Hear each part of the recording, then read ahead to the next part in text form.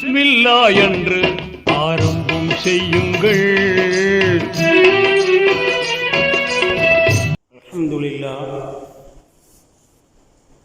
அல்ஹம்துலில்லாஹி நஹ்மதுஹு வ நஸ்தஈனுஹு வ நஸ்தக்ஃபிருஹு வ நு'மினு பிஹி வ நதவக்கலு அலைஹி வ நஊது பில்லாஹி மின் ஷுரூரி அன்ஃபுஸினா வ மின் ஸய்யிஆத்தி அஅமாலினா.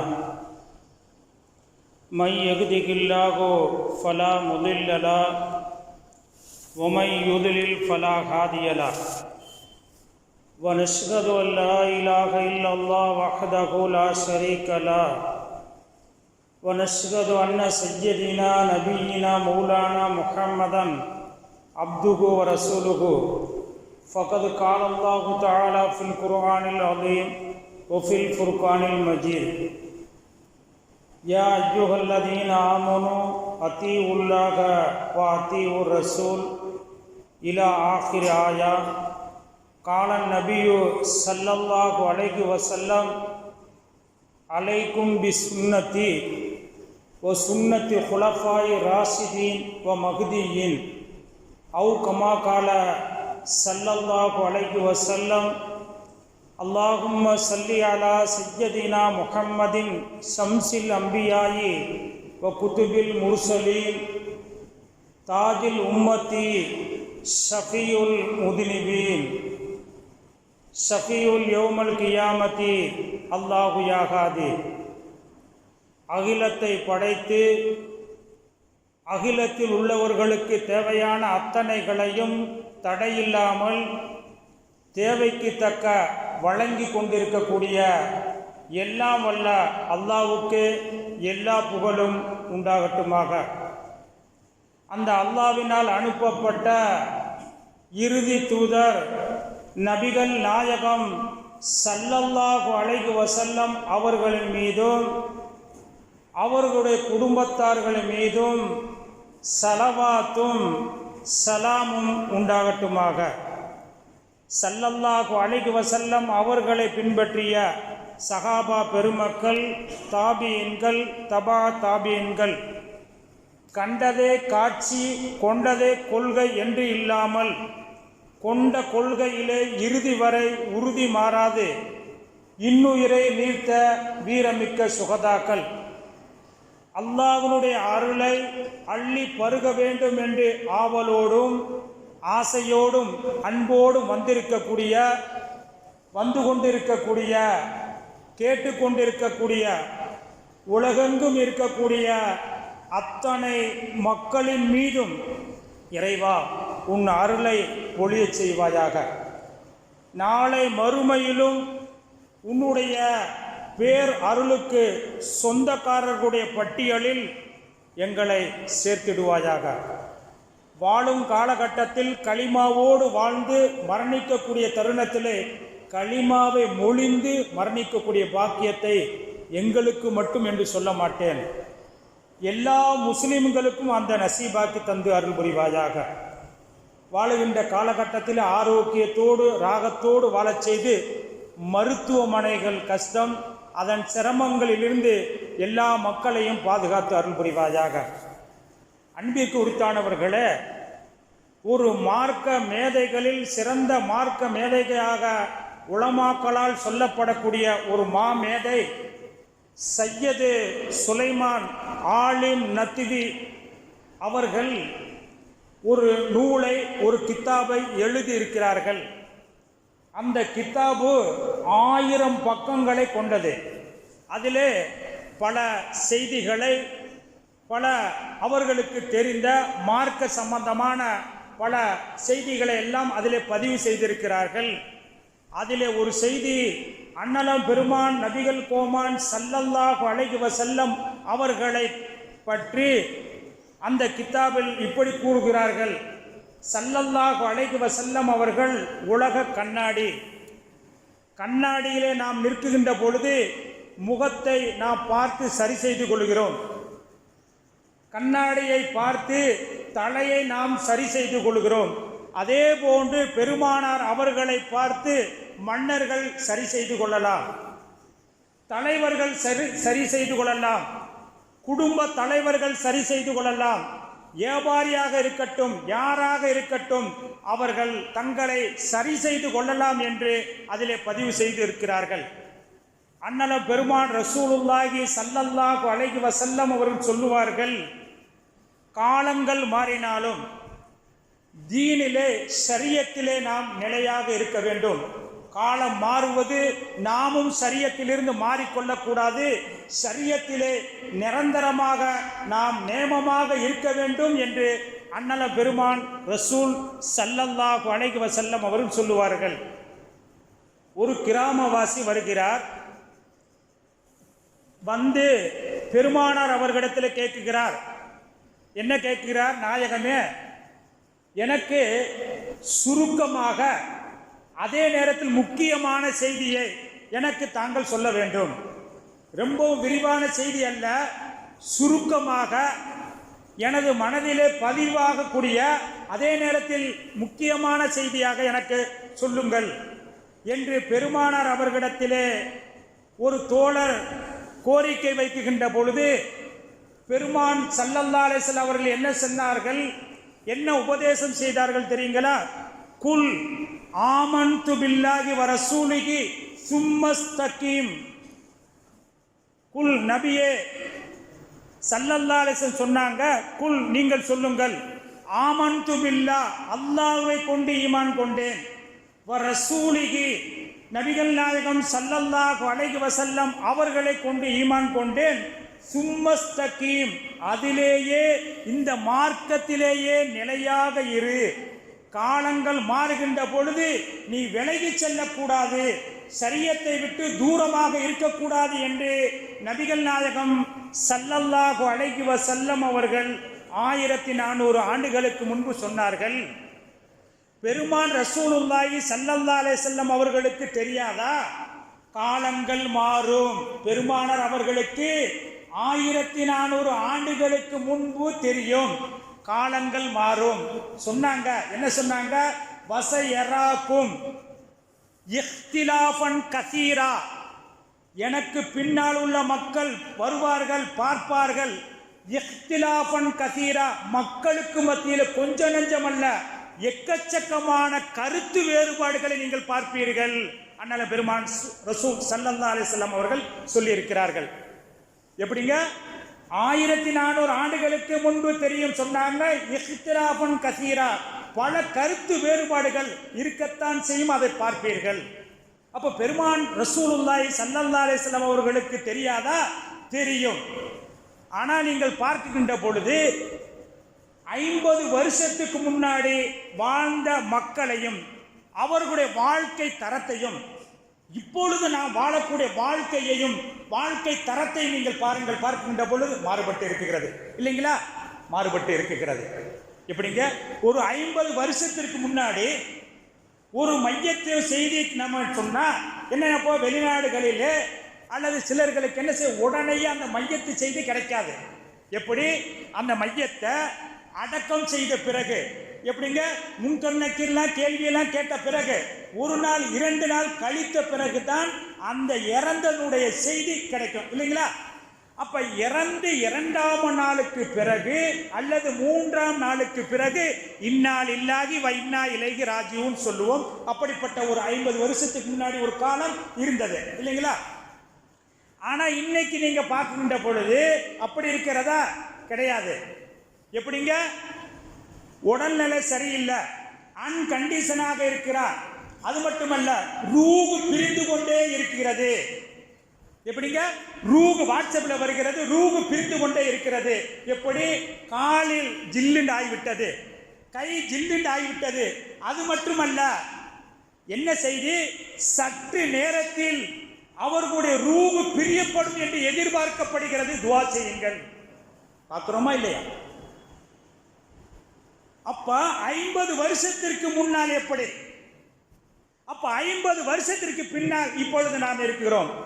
ஆனால் நான் பார்க்கின்றது அது மட்டுமல்ல. இன்றைக்கு நாம பார்க்கிறோம், என்னங்க நம்மால ஆளை காணாம, எப்படிங்க சிங்கிள் உம்ரா போயிருக்காருங்க. என்னங்க அவங்கள காணாம ஃபேமிலி உம்ரா போயிருக்காருங்க. ஆனா முற்காலத்தில் நீங்க பார்த்தீர்கள் என்று சொன்னால் ஊரிலே ஒரு நபர் 2 பேர் ஹஜ்ஜுக்கு போறாங்க அப்படிங்கிற பேசுவாங்க, உணவு கொடுப்பாங்க.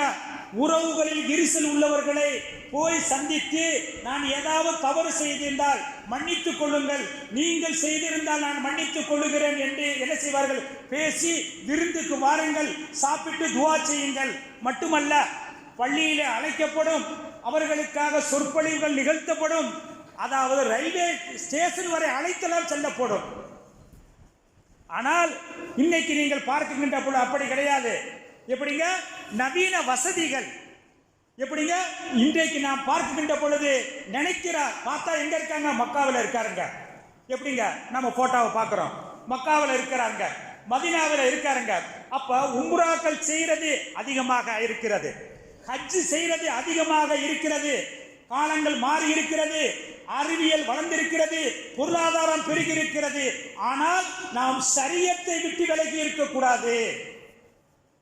இப்ப என்ன செய்தி அப்படின்னு சொன்னா, அன்றைக்கு ஹஜ் செய்யக்கூடிய உம்ரா செய்யக்கூடிய கம்மி, இன்னைக்கு அதிகமானவர்கள் இருந்தாலோ அன்னைக்கு ஹஜ் செய்தவர்களுடைய அந்த மனோபக்குவம், அவர்களிடத்தில் இருந்த அந்த பேணுதல், அவர்களிடத்தில் இருந்த உள்ளச்சம், இன்னைக்கு நிறைய பேர்கள் உம்ராவுக்கு போகிறார்கள், நிறைய பேர்கள் ஹஜ்ஜுக்கு போகிறார்கள். அல்லாஹ்வுடைய நினைவு சின்னமாக இருக்கக்கூடிய காபாவை பார்க்கிறார்கள், சஃபாவை பார்க்கிறார்கள், மருவாவை பார்க்கிறார்கள், மதீனாவிலே மறைந்திருக்கக்கூடிய பெருமானார் ஸல்லல்லாஹு அலைஹி வஸல்லம் அவர்களுடைய ரவுலா ஷரீஃபை பார்க்கிறார்கள். முன்னால் உள்ளவர்கள் 50 வருஷத்திற்கு முன்னால் உள்ளவர்களும் பார்த்தார்கள். ஆனால் அவர்கள் போய்விட்டு வந்த பிறகு, அல்லாஹ்வுடைய அடையாள சின்னங்களை பார்த்துவிட்டு வந்த பிறகு அவர்கள் தொழுகையை பேணுதலாக தொழுக ஆரம்பித்தார்கள். மரணிக்கின்ற வரை தாடி எடுக்க மாட்டார்கள், பயப்படுவார்கள், மேனியெல்லாம் சிலிர்க்கும் தாடியை எடுப்பதற்கு. இறைவனுடைய அடையாள சின்னத்தை பார்த்துவிட்டு, இறை இல்லத்தை சந்தித்து விட்டு அவர்களுடைய மேனியெல்லாம் புல்லரிக்கும். எப்படி நாம் செய்யலாமா? ஆனால் இன்னைக்கு நாம பார்க்கின்ற பொழுது நம்புறோமா இல்லையா? அந்த அளவுக்கு பேணுதல் இருக்கிறதா? குறைந்து இருக்கிறது. நம்மள்கிட்ட வேணா இருக்கலாம், நீங்கள் பொதுவாக ஒட்டுமொத்தமாக நீங்கள் பார்க்கின்ற பொழுது அந்த பேணுதல் குறைந்து விட்டது. நவீன சாதனங்கள் இருக்கிறது, அதிகமாக உம்ராக்கள் செய்யக்கூடியதற்கு வாய்ப்புகள் இருக்கிறது.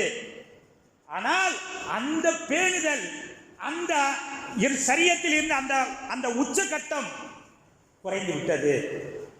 அன்றைய காலகட்டத்தில் நீங்கள் பார்க்கின்ற பொழுது போன் செய்யணும் சொன்ன எவ்வளவு பெரிய கஷ்டம். போன் பண்ணணும்னா ஒரு 50 வருஷத்துக்கு முன்னாடி பாருங்க, போன் பண்ணணும்னு சொன்னா எவ்வளவு பெரிய கஷ்டம். ஆனால் இன்னைக்கு அமுக்கு பட்டன் போய் எப்படிங்க இழுக்கிறது வந்திருக்கு. ஒரு காலத்தில் இழுக்கிறது போய் ஊதுறது கூட வரும். எப்படிங்க இழுக்கிறது டச் போய் ஊதுறது கூட ஒரு காலத்தில் வரலாம். அப்ப ஒரு காலத்தில் போனுக்கு எவ்வளவு சிரமமாக இருந்தது. இன்னைக்கு நீங்க பார்த்தீங்களாக்க 7ஆம் கிளாஸ் படிக்கக்கூடிய பையன், 8ஆம் கிளாஸ் படிக்கக்கூடிய பையன் இன்னைக்கு பார்க்கின்ற பொழுது முறத்தை போல பெரிய மொபைலை வைத்திருக்கிறான். அல்லாஹ் தஆலா அவர் மூலமாக அவர்களுக்கு அல்லாஹ் நல்ல சேவையை, நல்ல தேவையானவைகளை அல்லாஹ் தஆலா எடுப்பதற்கு தௌஃபீக் செய்யட்டும். அப்ப நீங்க பார்த்தீங்களாக்க அன்றைய காலகட்டத்தில் குனிஞ்சதல நிமிராதவன் சொன்ன யாரை சொல்லுவாங்க? நல்ல மாப்பிள்ளைக்கு சொல்லுவாங்க. குனிஞ்சதல நிமிராதவனை பார்த்து அந்த காலத்துல நல்ல மாப்பிள்ளைங்க, நல்ல மாப்பிள்ளைங்க, அவருக்கு பொண்ணு கொடுக்கலாங்க, குனிஞ்சதல நிமிர மாட்டாரு. இன்னைக்கு குனிஞ்சதல நிமிர மாட்டா அப்படி சொன்ன மூதேவின்னு சொல்லணும். ஏன்? அவன் செல்ல பார்த்துக்கிட்டே இருக்க, தலையை வச்சு குனிஞ்சதான். அம்மா வர்றாங்க தெரியல, அத்தா வர்றாங்க தெரியல, பக்கத்து வீட்டுக்காரங்க வர்றாங்க தெரியல, எய்த்து வீட்டுக்காரங்க வர்றாங்க தெரியல, குனிஞ்சதான் இன்னைக்கு மூதேவின்னு சொல்லலாம். அப்ப நீங்க பார்க்கின்ற பொழுது காலங்கள் மாறினாலும், ஆனால் நாம் சரியத்தை விட்டு நாம் என்ன செய்யக்கூடாது? நாம் போகக்கூடாது. எப்படிங்க? இன்னைக்கு சில பேர்கள் சொல்றாங்க, அலிம் சார் நான் செல்போன்ல 50 காரிகளுடைய கிராத் வச்சிருக்கேன், அல்ஹம்துலில்லாஹ். புகாரி ஷரீஃபை செல்லில் பதிவு பண்ணியிருக்கேன், அல்ஹம்துலில்லாஹ். முஸ்லீம் ஷரீஃபு, திருமதி ஷரீஃபு, இன்னும் மார்க்க சம்பந்தமான எக்கச்சக்கமான நூல்களை நான் பதிவு செய்து வச்சிருக்கிறேன். ஆனா நான் பார்க்கின்ற பொழுது 5 இவ்வளவு ஹதீஸுகளை இவ்வளவு ஃபிக்கு ஞானங்களை, இத்தனை காரிகளை நீ வைத்திருக்கக்கூடிய அவனை பார்த்துக்கின்ற பொழுது 5 நேரம் தொழுக வருகிறான தொழுக வருவது கிடையாது, ஜும்மா மட்டும்தான். ஆனா அன்னைக்கு நீங்கள் பார்த்துக்கின்ற பொழுது, ஒரு 50 வருஷத்திற்கு முன்னாடி நீங்க பார்த்துக்கின்ற பொழுது 40 ஹதீஸ் தெரியாது, 40 ஹதீஸ் தெரியாது. இருந்தாலும் அவர்களிடத்தில் அந்த பேணுதல், அவர்களிடத்தில் இருந்த அந்த உள்ளச்சம் இன்னைக்கு இருக்குகிறதா? காலங்கள் மாறினாலும் இன்னைக்கு அந்த உள்ளச்சம் இன்னைக்கு என்ன செய்யுது? நவீன காலத்தின் மூலமாக புகாரி இருக்கிறது, முஸ்லிம் இருக்கிறது, கையில இருக்கிறது. ஆனால் 50 வருஷத்திற்கு முன்பு 40 ஹதீஸ் கூட தெரியாவிட்டாலும் கூட அவர்களிடத்தில் இருந்த அந்த பேணுதல், அவர்களிடத்தில் இருந்த அந்த உள்ளச்சம் இருக்கிறதா என்று சொன்னால், இன்னைக்கு நவீன சாதனங்கள் இருக்கிறது, அறிவியல் வளர்ந்திருக்கிறது. ஆனால் இஸ்லாம் அறிவியலுக்கு எதிரானது அல்ல. எப்படிங்க? கருவிகள் சாதனத்திற்கு எதிரானது அல்ல, ஆகுமாக்கப்படுகிறது, அனுமதிக்கிறது. ஆனால் நம்முடைய அந்த நிலைப்பாடுகள், காலங்கள் மாறினாலும் நாம் எவ்வளவு பெரிய, அதாவது அறிவியல் வளர்ச்சிக்கு முன்னேற்றத்துக்கு வந்திருந்தாலும் நாம் ஷரியத்தை விட்டு நாம் நீங்கக்கூடாது. இன்னைக்கு நீங்க பார்க்கின்ற பொழுது அப்துல்லாஹ் இப்னு மஸ்ஊத் ரலியல்லாஹு தஆலா அவங்க சொல்றாங்க, என்ன சொல்றாங்கன்னு சொன்னா, அதாவது ரசூலுல்லாஹி ஸல்லல்லாஹு அலைஹி வஸல்லம் அவர்களுக்கு பிரிந்ததற்கு பிறகு சொல்றாங்க, ஒரு கடுகளவு ஏதாவது பாவம் செய்தா நாங்க மனசுல என்ன நினைப்போம் தெரியுங்களா? ஒரு மலையளவு பாவம் செய்ததாக நினைப்போம். எப்படிங்க? ஒரு கடுகளவு பாவம் செய்திருந்தா அதை எப்படி எங்களுடைய மனசுல நினைப்போம் தெரியுங்களா? ஒரு மலையளவு பாவம் செய்ததாக நினைப்போம். இன்னைக்கு மலையளவு பாவம் செய்தாலும் கடுகளவு தான் நினைக்கிறீங்க. என்னடா பாவம், நாம என்ன பெரிய பாவம் செஞ்சுட்டான். அப்ப இன்னைக்கு நீங்க பார்க்கின்ற பொழுது அறிவியல் வளர்ந்திருக்கிறது, சாதனங்கள் வந்திருக்கிறது. ஆனால் மனிதன் ஷரியத்திலிருந்து எப்படி இருக்கிறான், அவனுடைய பிடிப்பு எப்படி இருக்கிறது, அவன் மாறி இருக்கானா இல்லையா? நாம பார்க்கின்ற பொழுது, அப்ப நாம இன்னும் நான் பார்க்கின்ற பொழுது, அதாவது அந்த காலகட்டத்தை ஒரு 50 வருஷத்துக்கு முன்னாடி தலாக்குங்கிற வார்த்தையே நாம பார்க்க முடியாது. எப்படிங்க? தலாக்குங்கிற வார்த்தையை உபயோகிப்பதற்கு நாவு வராது. இன்னைக்கு அதையும் தாண்டி ஒவ்வொரு ஊர்ல நிர்வாகம் செய்யக்கூடிய அந்த நிர்வாக பெருமக்களிடத்தில் நீங்கள் கேளுங்கள். நான் கேட்டது கிடையாது, கேள்விப்படுவேன் பல இடங்களில், நான் யாரிடத்தில் கேட்பது கிடையாது. இன்னைக்கு நீங்க பார்க்கின்ற பொழுது அந்த நிர்வாக பெருமக்களிடத்தில் நீங்க கேளுங்கள், அதிகமாக வருவது தலாக்கா குலாவா? எப்படிங்க? அதிகமாக இன்னைக்கு வருகின்ற பொழுது குலா, பெண்கள் இன்னைக்கு முன் வந்துட்டாங்க. குலா, அந்த கணவனோட நான் வாழ மாட்டேன். 50 வருஷத்துக்கு முன்னால் எப்படி இருந்தது, ஆனா இன்னைக்கு எப்படி மாறுகிறது அப்படின்னு பார்க்கின்ற பொழுது இதே போலதான். ஒரு இடத்துல கணவன் மனைவிக்கு மத்தியில் பிரச்சனை. இப்படி பிரச்சனையான நேரத்தில் ஊரில் உள்ள முக்கியஸ்தர்கள், நிர்வாக பெருமக்கள்லாம் சேர்ந்து என்ன செஞ்சாங்கன்னு சொன்னால், அந்த கணவன் மனைவியை எந்த நிர்வாகமும் உடனே பிரிச்சில் விட மாட்டாங்க. பல வாய்ப்புகள்லாம் கொடுப்பாங்க, பல சான்ஸுகள் எல்லாம் கொடுப்பாங்க, கொடுத்துட்டு தான் செய்வாங்க. அப்போ ஒரு நிர்வாகத்தில் என்ன செஞ்சாங்கன்னு சொன்னால், அழைச்சி அந்த 2 பேரையும் சமாதானம் பண்ணலாம் அப்படின்ட்டு ரொம்ப நீண்ட நேரமாக இரு தரப்பினரும் வாதிடுகிறார்கள். அப்படி வாதிட்டு ஒரு முடிவுக்கு வரக்கூடிய தருணத்திலே பிள்ளையை பெற்ற தந்தை சொன்னார். என்ன சொன்னார் தெரியுங்களா? இனி என்னுடைய மகள் அந்த குடும்பத்துக்கோடு வாழ மாட்டா. அட சண்டால, இவ்வளவு மணிக்கணக்கா நிர்வாக பெருமக்கள்லாம் மணிக்கணக்கா வேலையெல்லாம் விட்டு முக்கியஸ்தர்கள்லாம் வேலையை விட்டு 2 பேர்த்தையும் சேர்த்து வைக்கணுங்கிற அந்த முடிவுக்கு வரக்கூடிய தருணத்தில் என் மகன் அவனோடு வாழ மாட்டா. ஏப்பா என்ன காரணம்? அந்த வீட்டில் என்னுடைய மகளை காலையில 7 மணிக்கு எழுப்பி விடுறான். காலையில 7 மணிக்கு எழுப்பி விடுறாங்க. அதனால என் மகளுக்கு ஒத்து வராது, வாழ மாட்டா. அதனால என் மகள் குலாவு. அன்பிற்கு உரித்தானவர்களே, அப்பது இன்னைக்கு நீங்கள் சொல்லுங்கள், அறிவியல் வளர்ந்திருக்கிறது, சாதனங்கள் வளர்ந்திருக்கிறது, பொருளாதாரம் பெருகி இருக்கிறது. ஆனால் நாம் ஷரியத்தை விட்டு எப்படி தூரமாக இருக்கிறோம். அன்பிற்குத்தானவர்களே, விஞ்ஞானத்திற்கும் இஸ்லாத்துக்கும் தூரமானது அல்ல. விஞ்ஞானத்தை ஆதரிக்கிறது. எப்படி என்று சொன்னால், அனஸ் ரலியல்லாஹு தஆலா அவங்க அறிவிக்கிறாங்க, பெருமான் ஸல்லல்லாஹு அலைஹி வஸல்லம் அவங்களிடத்தில் அதிகமாக இருந்தவங்க, எல்லா நிலையிலும் இருந்தவங்க அனஸ் ரலியல்லாஹு தஆலா. அவங்க சொல்றாங்க, ஒரு விருந்துக்கு போன, நீங்க கேட்ட செய்தி தான், விருந்துக்கு போனோம். அப்படி விருந்துக்கு போறப்ப பார்த்தா நாமெல்லாம் என்ன செய்வோம், இறைச்சி துண்டு இருக்கு அப்படின்னு பார்ப்போம். எப்படிங்க, அசைவத்தை பார்ப்போம், எல்லாத்துக்கும் இயல்பு. அப்ப ஆனா பெருமான் ரசூலுல்லாஹி ஸல்லல்லாஹு அலைஹி வஸல்லம் பார்த்தீங்களாக்க, சரி இறைச்சியைத்தான் தேடிங்கிறாங்க அப்படின்னு நான் பக்கத்துல இருந்து பார்த்தேன். ஆனா பெருமான் ரசூலுல்லாஹி ஸல்லல்லாஹு அலைஹி வஸல்லம் அவங்க இறைச்சியை தேடலாம், பார்த்தா சுரக்காயத்தான் எடுத்து என்ன செஞ்சா மீண்டும் சாப்பிட்டாங்க. நான் பார்த்தேன். இன்னைக்கு சொல்றாங்க, 1400 ஆண்டுகளுக்கு முன்பு அண்ணலம் பெருமான் ரசூல் ஸல்லல்லாஹு அலைஹி வஸல்லம் அவங்க சுரக்காயை விரும்பி சாப்பிட்டாங்க. அனஸ் ரலியல்லாஹு சொல்றாங்க, எனக்கு சுரக்காய் சுத்தமா பிடிக்காது. சில பேருக்கு சில காய்கறிகள் பிடிக்காது, இயற்கை. ஆனா அந்த இயற்கையை நான் மாற்றிக்கொண்டேன். பெருமானாருக்கு சுரக்காய் பிடிக்கும் என்பதற்காக நானும் மாற்றிக்கொண்டு சுரக்காயை அதிகம் விரும்பி சாப்பிடக்கூடியவனாக ஆகிவிட்டேன். மட்டுமல்ல, இன்னைக்கு சொல்றாங்க, சுரக்காயின் மூலமாக கிட்னி ஃபெயிலியரை சரியாக்க முடியும். ஃபெயிலியர் ஆயிருச்சு அப்படின்னு சொன்னாலும் கூட சுரக்காய் மூலமாக அந்த கிட்னி ஃபெயிலியரை தடுக்க முடியும் என்று என்ன செய்கிறார்கள், இன்னைக்கு சொல்லுகிறார்கள். அது மட்டுமல்ல, நாம கேள்விப்பட்டிருப்போம். எப்படிங்க, நம்மாழ்வார் கேள்விப்பட்டிருப்போம், அறிந்திருப்போம். அவர் சொல்லுகிறார், உப்பு சத்து குறைய வேண்டும் என்று சொன்னால், உடம்பிலே உப்பு சத்துக்கள் குறைய வேண்டும் என்று என்றால் நீங்கள் சுரக்காயை சாப்பிடுங்கள். மட்டுமல்ல, அவர் பதிவு செய்கிறார். என்ன பதிவு செய்கிறார், என்னிடத்தில் ஒருவர் டெலிபோன் போட்டார், டாக்டர் டயாலிஜி செய்யணும் அப்படின்னு சொல்றார்.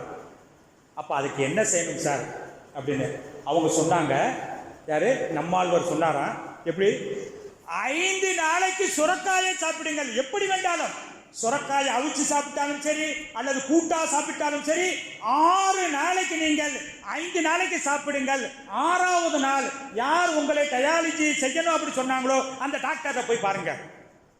அப்ப 5 நாளும் அவர் சாப்பிட்டு 6வது நாள் போய் காக்கின்ற பொழுது உங்களுடைய உடம்பிலே உப்பு சத்துக்கள் குறைந்து விட்டு கரெக்டாக இருக்கிறது. ஆகையினால் நீங்கள் டயாலிஜி செய்ய தேவையில்லை.